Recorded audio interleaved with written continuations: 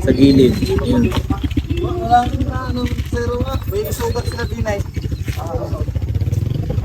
Wala, hindi na pa silang driver yan. Para madaling. Okay, kulot pa rin.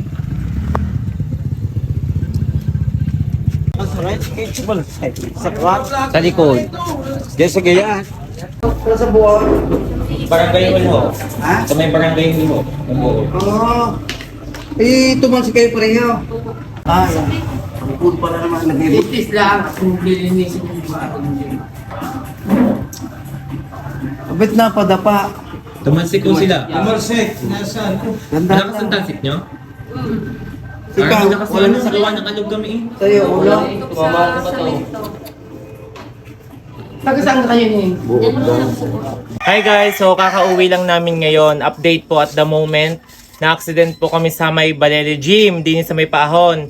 Ang pasuyo, ang pakiusap ko lamang ho sa mga nagagawa ng daan na sana ho pagkakagawa nyo, pagkakabulwas nyo ng lupa, ay inaayos nyo ang bunto na lupa dahil napakadilim ho doon sa may Paahon ng Balele. Tingnan nyo, na-aksidente kami. Sugat na sugat ang tuhod ni Ga at saka ni Kulot.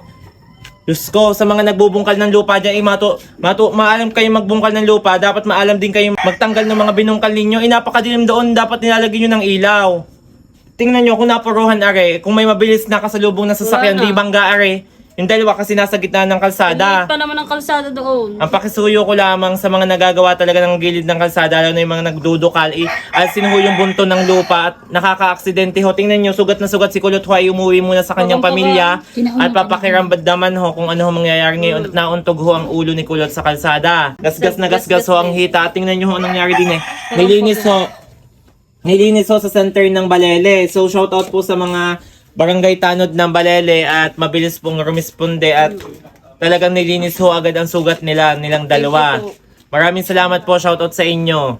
At saka po sa barangay tanod dito sa Boot na nag-asikaso din sa amin. Maraming salamat ho at sana ho ay tanggalin ho yung lupang nakatambak doon sa may Balele Gym Pag-ahon, makalampas ng Angels.